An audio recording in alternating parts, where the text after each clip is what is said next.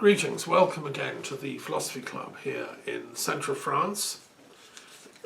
And today is the 8th of October 2023. It's a rather sad time for those that love the Middle East because another round of the long war between Israel and Palestine has broken out on Saturday dawn. And this is a totally, unexpected outbreak. Already some 600 to 700 Israelis have been killed by Palestinian incursions into Israel. And many hundreds of Palestinians have been killed. I mean, it's going to escalate the whole situation. And I'm sure that Israel, sadly, under Netanyahu, is going to respond with maximum and extreme force. I expect, that there will be white phosphorus raining down on Palestine in Gaza and so on and so on, which of course won't improve anything. It's going to just escalate the whole thing. It's like a family quarrel between cousins or brothers. It always gets out of hand. Now, I've been saying for many years as chairman of the Truth and Reconciliation Commission for the Middle East, I've been saying to my friends in Israel and Palestine both, you guys need to talk to each other. You have to go into the deep healing needed to resolve this conflict. The world community can't afford these kind of, outbreaks of sheer and utter violence and ruthlessness. Now, if you say to me, well, yes, but this was all Hamas's fault. They're a terrorist organisation. They've hijacked control of Gaza. And now, look, they've attacked innocent Israel. I need to give you a little history lesson because I've been involved in Middle East peacemaking since the middle to late 1980s and the 1990s, and I was involved in London with Jewish-Arab dialogue groups for peace. I remember the Oslo Peace Agreement, which was made between the then Israeli government and the Palestinians under Yasser Arafat, and there was a roadmap to peace. We could have got stable, non-violent peace agreement, and there could be two flourishing, healthy and wealthy states of Palestine and Israel living side by side by now. Unfortunately, Rabin, who negotiated that, was assassinated by a right-wing Israeli, one of the kind of Netanyahu supporter types.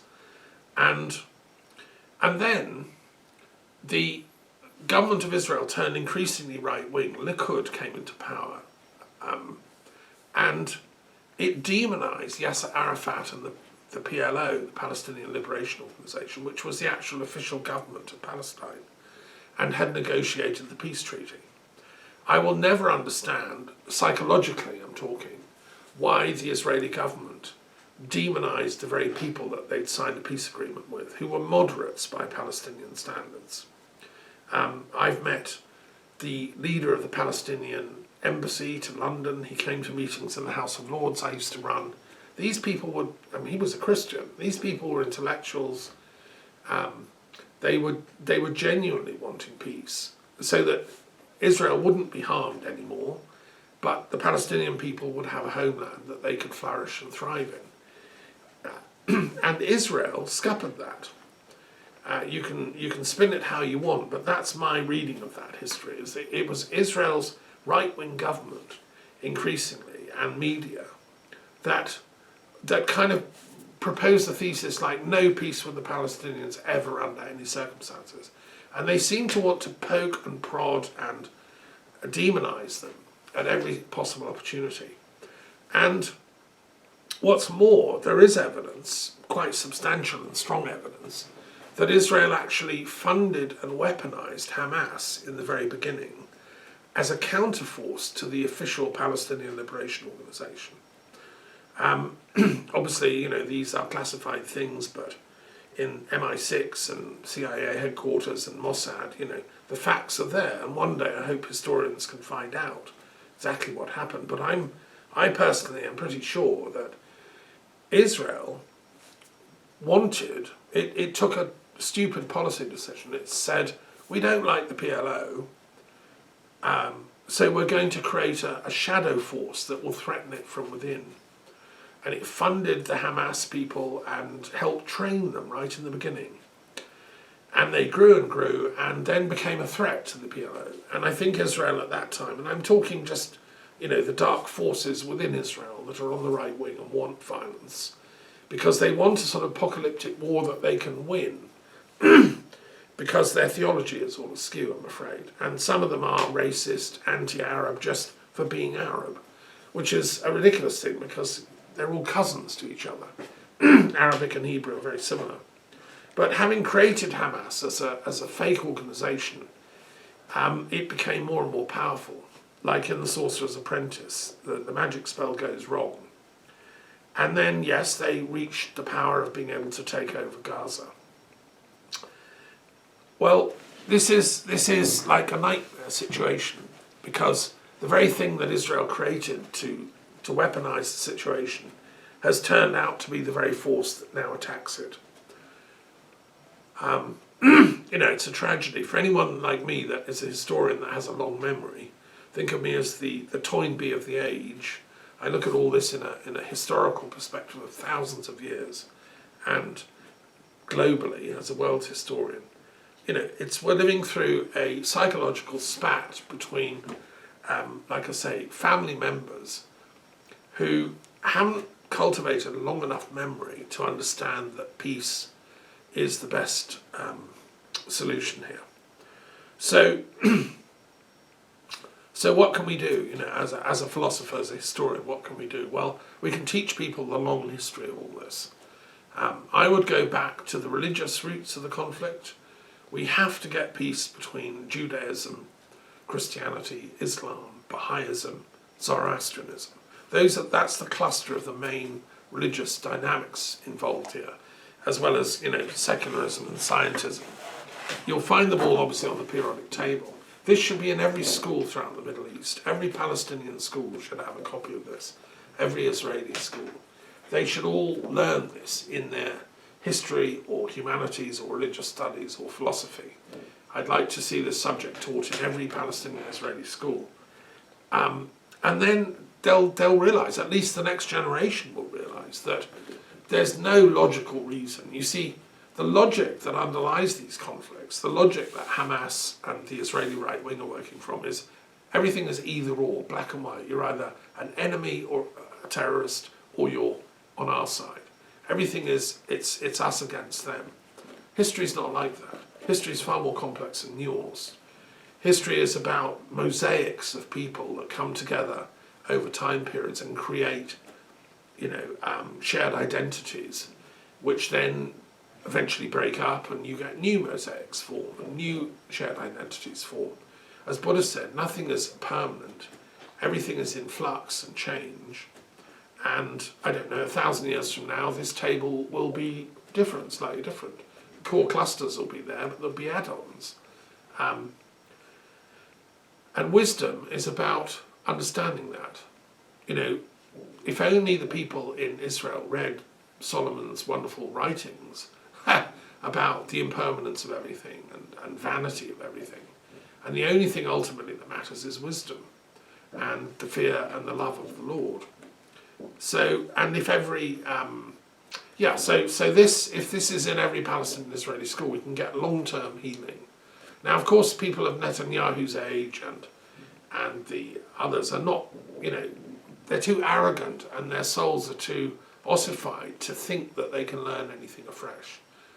Literally, the brains of people get stuck. The neurons get sort of frozen.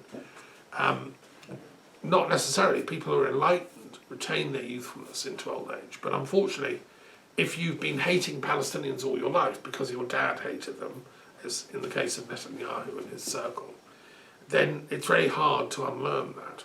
I'd love to take Netanyahu on a cultural tour of Palestine to meet Palestinian peace activists, which I've met. I'd like to take him to Iran to realise the Iranians are not the devil incarnate. But it's not going to happen. He's not going to come. Although, I offer that. And likewise, I'd like to take, the hardline Hamas leadership on a cultural, historic peace tour of Israel to meet some of my friends in the Israeli peace movement people who spend their lives working for reconciliation between Muslims and Jews and Arabs and Palestinians and so on. I believe in hope. I think this war will go away, it will die down. I pray that not many people are killed in the course of it, and that, the Baha'is said in Wisdom, and their world centre is in Haifa in Israel, which I've been to, the founder of the Baha'is, a new religious movement that's grown out of all of these. The real enemy is within ourselves. We have to conquer that enemy within. We are the terrorists here. We have to transmute our inclination to terror to an inclination to joy, and adopt joyism as an ideology instead of terrorism. So that's one conflict. Of course, we have the same continuing problem in Ukraine, where Putin has unleashed hell on earth for the poor Ukrainians for no fault of their own, just for egomania and Russianism. He's been bombing and terrorising yet again villages, and innocent people are dying. I saw he had the nerve to call for a total ceasefire between Palestine and Israel. Thank you, Putin. Why don't you call for a total ceasefire in the battle you're waging between Ukraine and Russia? I tell you what, my peace plan is let's have a total ceasefire in the Russo-Ukraine war and the Israel-Palestine war.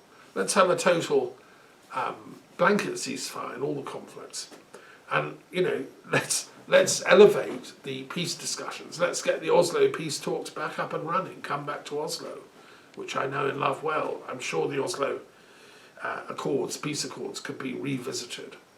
I mean, even the Trump-Netanyahu peace proposal that I've commented on and written a little commentary about it, I mean, there were elements of that are much better than what's going on at the moment.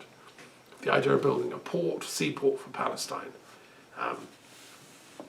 that could be revived by Biden. I think Biden needs to be more active in peacemaking in the Middle East. A last little observation. It seems to be a fact that there's a unit within the Israeli Defense Forces, the IDF, I think it's called Unit 88 or something, which specialises in cyber intelligence. And a whistleblower has revealed that it's now, everybody in Israel, every young man and woman has to serve for a period in the Israeli armed forces. I've got friends in Israel who've had to do that. And if you're very clever and a geek, you get to serve for this unit. And when you graduate from it, you don't have to serve, I think, more than 2 years. These guys are coming out with tremendous cyber skills, and then going to work for Google and Facebook and Palantir and all these high-tech things. But the trouble is they have the potential to then continue spying and misusing the data. What I would like to suggest is that the geeks of the world start using their intelligence for peacemaking. As I've said before, we need AI to be not weaponized for division and conflict, but retooled so that it becomes a peace tool.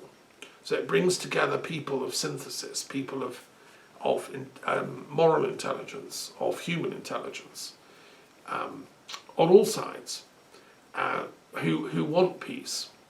And so there's a challenge, let the people that have these technical skills come together and use them for the cause of peace genuinely, and prevent future conflicts like this. That's a big challenge, but I believe it can be done.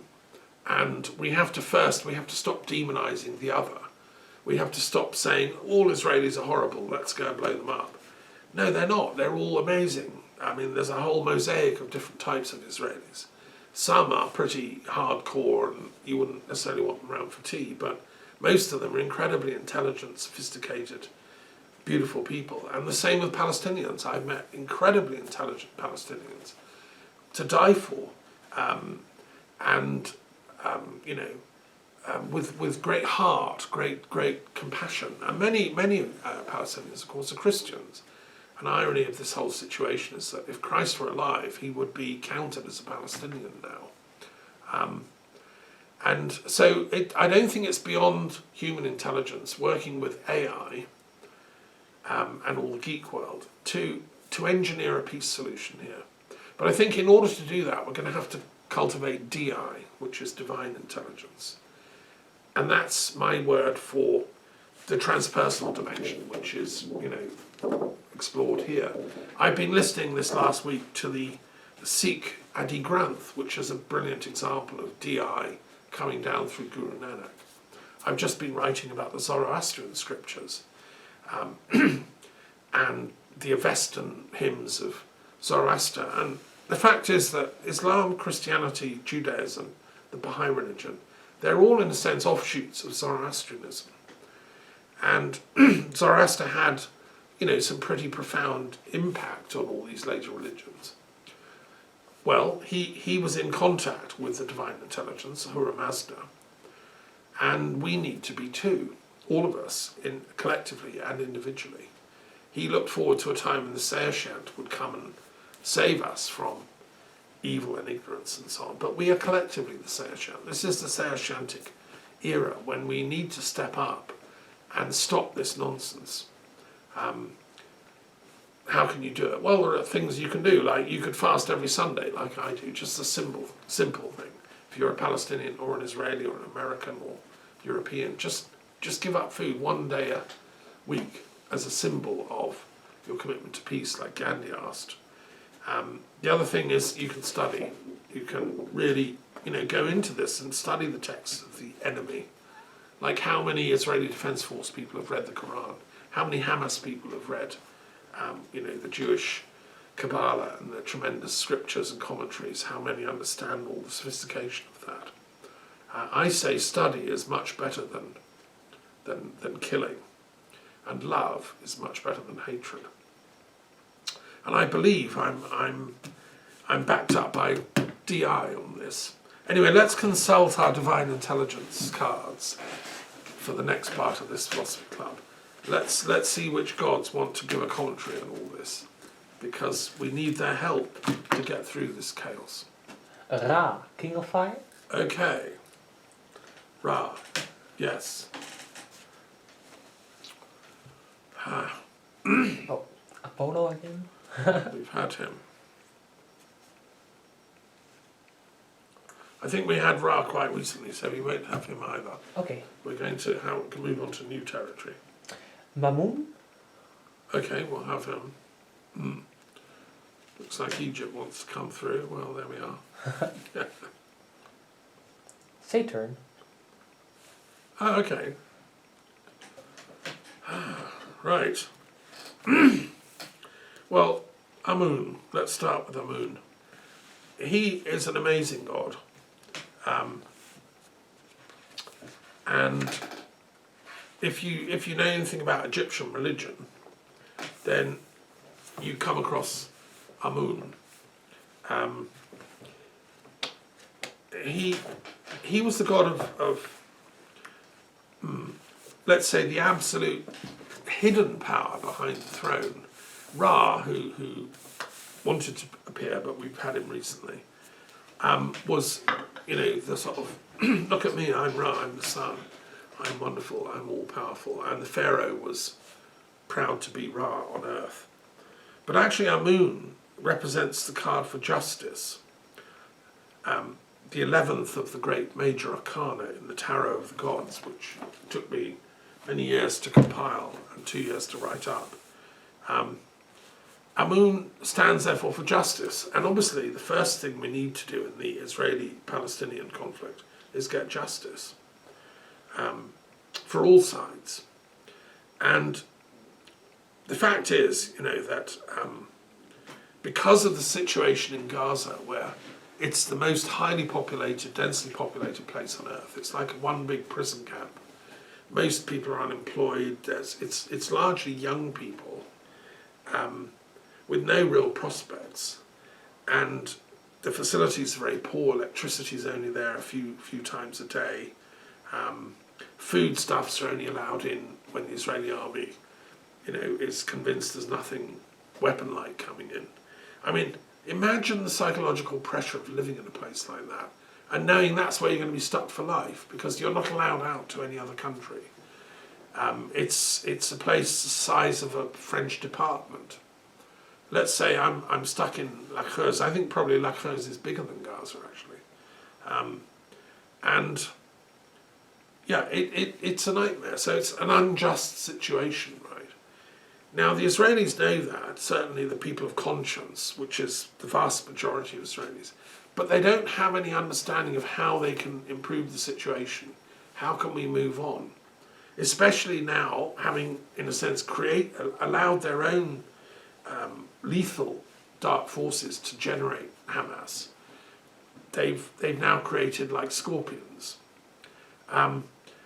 It could have been different if the Israelis had been serious and abided by the Oslo Agreement and created a two-state solution and if the Palestinian Liberation Organization, which was acting as a responsible government under Arafat, was actually running Gaza and the West Bank, and there could be a peace situation going on here.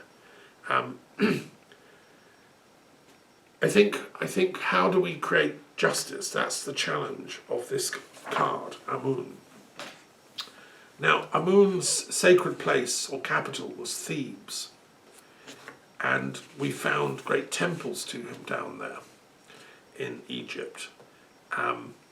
The name of Amun, interesting enough, means the hidden one, and he's sort of. My interpretation of that is that real sovereignty and power in the realm of the gods is in the invisible realm. You can't see Amun, you can't draw a painting of him, although symbolically, the Egyptians had a variant of him. They gave him a particular hat and they gave him a throne to sit on. But Egyptian sages know that Amun is invisible, which is exactly what Yahweh is. And there's an influence, I think, between the very Hebrew religion of Judaism and this idea of Amun, the hidden mystery one. There's a sacred text which says the following: who came first into being at the first occasion? Amun. That came into existence in the beginning, and no one knoweth his mysterious nature. No God came into being before him, and no other God was with him, that he might have told him his shape. He had no mother who might have given him his name, and no father who might have begotten him, and said, it is I. If you just pause a minute and think about that. So, Amun is the Egyptian word for the indefinable, extraordinary beginningness of all beginnings. The void. I mean, modern cosmology talks about the Big Bang and whatever came before the Big Bang. That's Amun. So he is the creator, in effect. Now, when I read the Bible, that's what I see God is.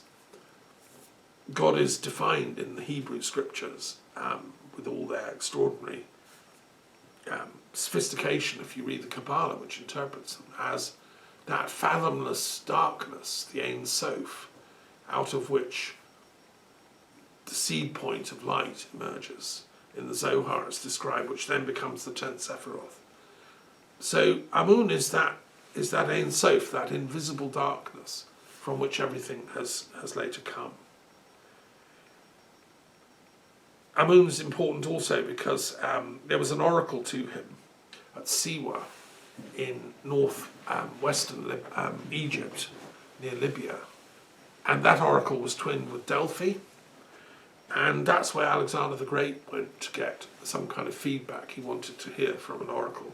And the oracle of Amun, Zeus Amun, because the Greeks said that Zeus and Amun were connected, pronounced Alexander the son of God, which was an idea that, ricocheted down the ages, and eventually it was a label that was adopted by Christians to try and describe what this Christ chap was up to.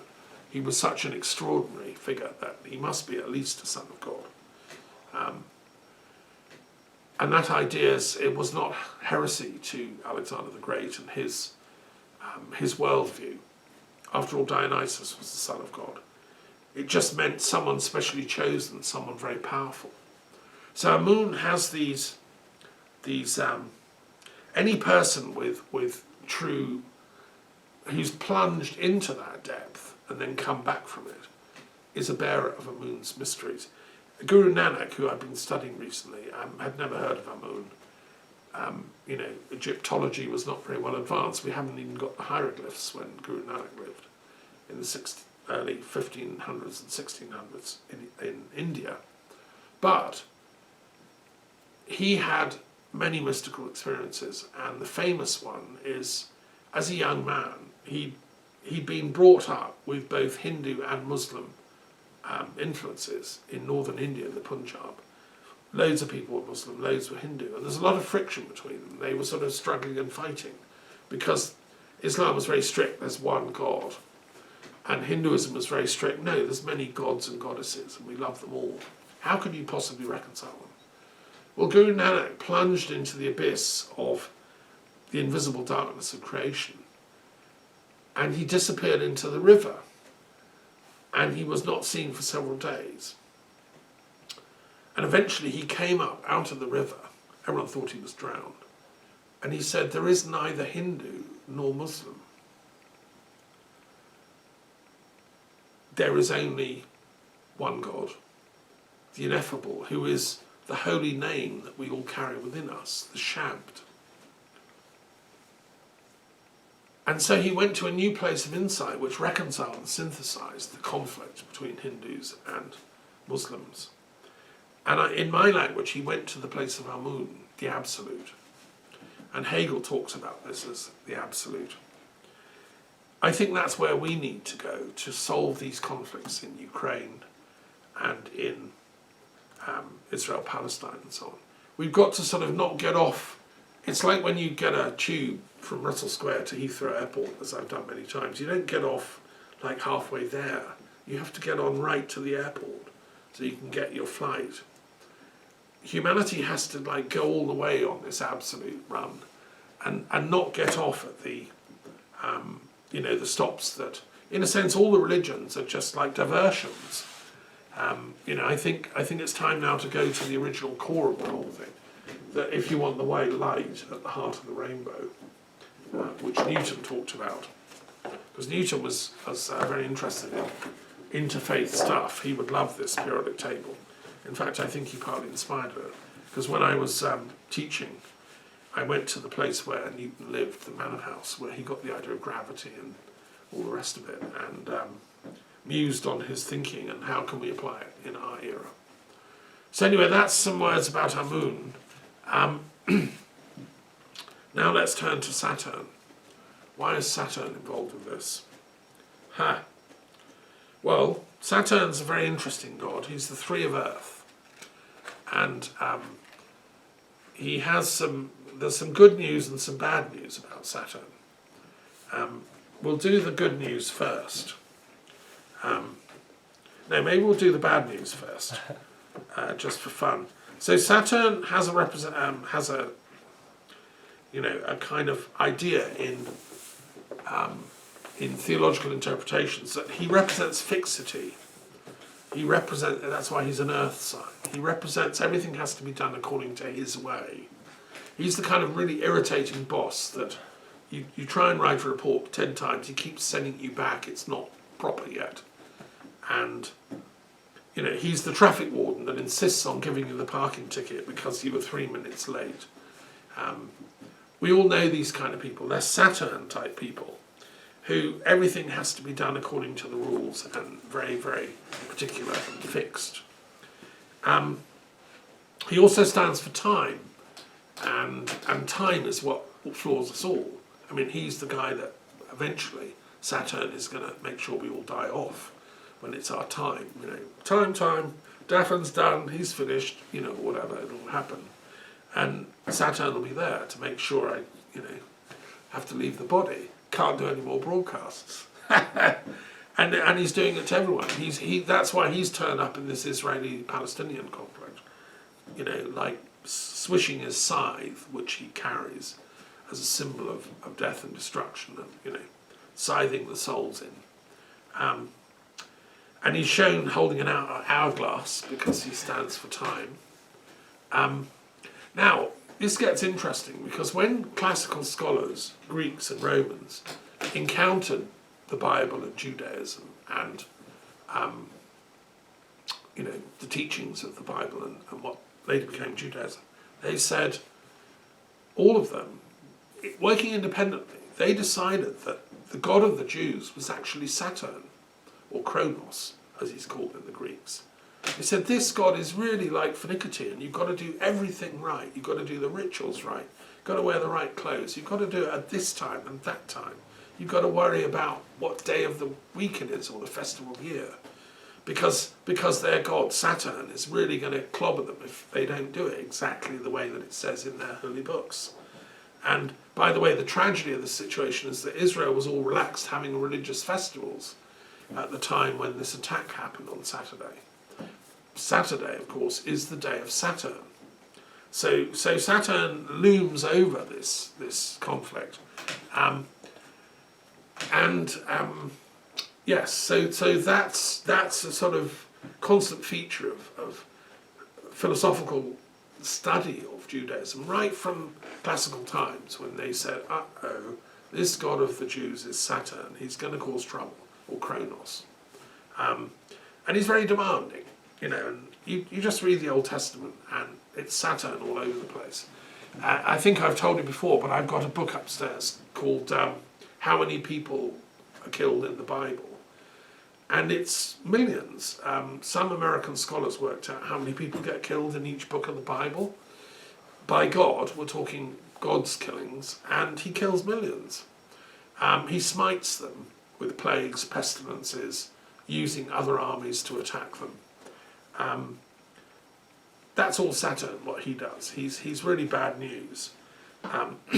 Now, so that's and Netanyahu is the sort of chief priest of Saturn, going to take revenge, going to smash everybody because they've smashed us, without realising that it's a twofold game. They're playing like shadow boxing in a mirror, because Hamas are only there because of what Israel's done, because Israel refused to make peace when it had the opportunity with Yasser Arafat. And even, it appears, they even finally assassinated Yasser Arafat with poison in Paris. Still not totally proven. His widow has been calling for investigations, but they've done autopsies, and yes, Yasser Arafat was poisoned. So that's how crazy the situation is. The very guy that could have brought a free, prosperous two-state solution was killed off by the Israeli right-wing fanatics. Well, that's Saturn thinking. That's just bonkers, right? So what do you do if you behave like that? You get Hamas attacking you, the very thing you've created. Oh dear. So, that's the bad news. And I could go on. What's the good news? Okay. The good news is that it doesn't have to be this way. Saturn is actually the very most ancient god of the Golden Age. And he was a simple but profound Roman god, who is a god of fertility, prosperity, and peace. And he doesn't want to be like this finicky old man grumbling at everything. He wants to be the kind of guy that's totally laid back and says, my children, enjoy the planet. It's all there. So actually Saturn is secretly the god of the Garden of Eden. So the deep challenge of Saturn is to get back to the Garden of Eden and share it together. And his wife is the key to this. His wife is a beautiful woman, she's in the card, called Ops. And Ops is my absolutely, I love her because her name is in opulence. Her name is in everything that's to do with fecundity and wealth.